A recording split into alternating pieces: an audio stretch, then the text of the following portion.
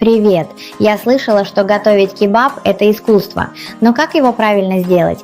Привет! Да, это действительно так. Начни с выбора высококачественного мяса, например, тонко нарезанного ягнятина. А как насчет подачи? Я хочу, чтобы это выглядело аппетитно. Прекрасно! Пробуй украсить тарелку свежими овощами и соусами. Это подчеркнет аромат блюда. Звучит замечательно. Не могу дождаться, чтобы попробовать сделать это сама. Уверен, у тебя все получится. Готовь с любовью и вдохновением.